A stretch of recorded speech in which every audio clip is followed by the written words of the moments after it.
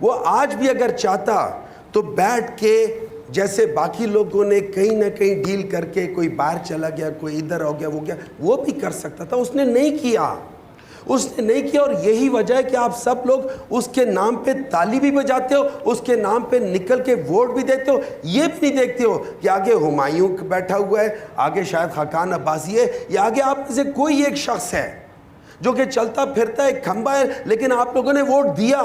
اور یہ پاکستان کی ہسٹری میں پہلی بار ہے. اب بات آ جاتی ہے ریاست کی, اور میں آپ کو بتاؤں گا پرابلم کہاں ہے. جب ہم ریاست کی بات کرتے تو یہ ٹرائیکوٹمی آف پاور ہے.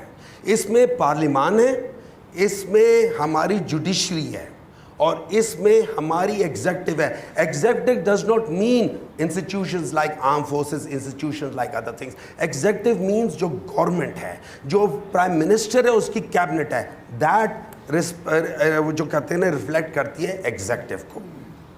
لیکن یہاں پہ ایک بہت بڑا مسئلہ ہے. یہاں پہ مسئلہ ہے ہماری جوڈیشری کا. یہ ہماری وہ جوڈیشری ہے جنہوں نے 1954 میں ڈاکٹرائن آف نیسیسٹی سٹارٹ کیا تھا. اس ڈاکٹرائن آف نیسیسٹی نے آج تک ہم لوگوں کو یہاں رکھا ہے. اس نے امپاور کیا ہے ان لوگوں کو کہ جن کا سیاست میں کوئی کام نہیں تھا. اور یہی وجہ ہے کہ ہم دیکھتے ہیں کہ جب ایک ملک ڈیوائیڈ ہوا ہے, وہ کیوں ڈیوائیڈ ہوا ہے. یہ یاد رکھیں 1971 میں پہلی بار الیکشنز فری فیئر ہوئے تھے. اس کے بعد کنٹرولڈ الیکشنز ہوئے ہمیشہ. وہ فری اینڈ فیئر ہوئے تھے تو 166 ووٹ ایک طرف تھے, 83 ووٹس دوسری طرف تھے, لیکن ہم نے انسٹال کر دیا 83 ووٹس والوں کو. ناؤ یہ یاد رکھنا کہ وہ بڑا انٹیلیجنٹ آدمی تھا, لیکن جسٹ بیکاز وہ میرٹ میں نہیں تھا, جس کو میں پولیٹیکل میرٹ کہتا ہوں, جب وہ پولیٹیکل میرٹ میں نہیں تھا, اس نے ایسے ڈیسیژن لیے جس نے اس ملک کو کتنا عرصہ پیچھے کر دیا by nationalising things. That should never have been done. پھر ہم آگے جاتے ہیں 1980s میں جاتے ہیں, وہاں پہ ٹوٹلی سسٹم بدل گیا. وہاں پہ ہمیں نان پولیٹیکل بیسس جو ہم اب پولیٹیکل سسٹم تھا, جس کو ہم کہتے ہیں کہ ڈیموکریٹک سسٹم, یہ ڈیموکریسی ہے, ہم نے اس کو بھی لپیٹ کے ہم نے ایسے لوگوں کو لیا جن کا پالیٹکس سے کوئی تعلق نہیں تھا, اور ان کو ہم نے لا کے انسٹال کر دیا. اب یہ یاد رکھو 1980 میں پاکستان کہاں تھا, بنگلہ دیش کہاں تھا, انڈیا کہاں تھا. ہم اسی علاقے میں رہتے ہیں. ہم سب کے اندر ایک ہی پرابلم ہے, ہم سب جھوٹ بولتے ہیں. وہاں بھی بے ایمانی ہے, یہاں پہ بھی بے ایمانی ہے, وہاں پہ بھی جھوٹ ہے, یہاں پہ بھی جھوٹ ہے. حالانکہ جھوٹ وہ چیز ہے کہ جب حضور صلی اللہ علیہ وسلم سے کسی نے پوچھا کہ میں بہت گناہ کرتا ہوں, مجھے بتائیں ایک گناہ میں چھوڑ دوں, تو انہوں نے کہا جھوٹ بولنا چھوڑ دو. ہماری ساری برائیوں کی جڑ جھوٹ ہے.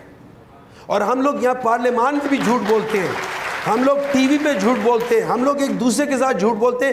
ہم لوگ جب گھر میں بچہ ہمیں کہتا ہے کہ بابا آپ کا فون آیا ہے, ہم اسے انہیں کہہ دو کہ بیٹا بابا گھر پہ نہیں ہے. ہم بچے کو اس وقت جھوٹ بولنا سکھا دیتے ہیں. اس کو کہہ دو کہ بیٹا, ان کو کہو کہ بابا جب فری ہو جائیں گے آپ کو کال کر لیں گے. ایٹ لیسٹ ہی ول ناٹ لائی.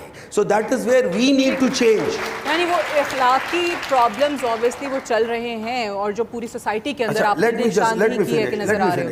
ہمارا پرابلم کیا ہے, جب اب سیاست جو ہے اس میں کیا مسئلہ ہے, اس میں سیاست میں مسئلہ یہ ہے ہمارا 1.1% آف جو لینڈ لارڈ ہے, جن کو ہم الیکٹیبلز کہتے ہیں, وہ پاکستان کی 24% ایریبل لینڈ کو کنٹرول کر رہا ہے.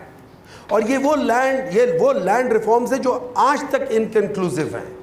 ان کو کنکلوسیو ہونا چاہیے تھا. پھر ہماری جو ایلیٹ ہے, جو ہم جس کو کہتے کیا کہہ سکتے ہیں بزنس مین, وہ 1% بزنس مین 9% آف GDP کو کنٹرول کر رہا ہے.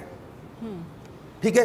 پھر یہ یاد رکھیں ہمارے ایسے انسٹیٹیوشن ہے جس کے بارے میں کہتے ہیں they are the biggest land developers, urban land developers. ہمارا مسئلہ یہ ہے کہ جو ہمارا اصل جو وہ ہے, جو اثاثہ ہے, وہ یاد رکھیں وہ عوام ہے. اور میں سمجھتا ہوں جو سب سے بڑی بات ہوئی ہے 2024 میں, آپ لوگ ریچارج ہو گئے ہو. آپ لوگ فیوچر ہو. اس دفعہ صرف 18% لوگوں نے, ینگسٹرز نے, لیس دین 28 ایئرز نے ووٹ ڈالا ہے. اگلے سال another 30% آئے گا تو آپ لوگ almost ٹچ کر جاؤ گے, سوری 24% آ جائے گا, آپ تو 36% آپ کی اسٹرینتھ ہوگی اور آپ لوگ اس ملک کو بدلو گے. اور انشاءاللہ تعالیٰ یہ یاد رکھو, یہ پہلی بار ہے 66% آف دی پاکستان تحریک انصاف کے and over all probably 40% of the total وہ وہاں پہ نئے چہرے آ رہے ہیں. یہ نئے چہرے اس لیے آ رہے ہیں کہ نیا سورج طلوع ہو رہا ہے.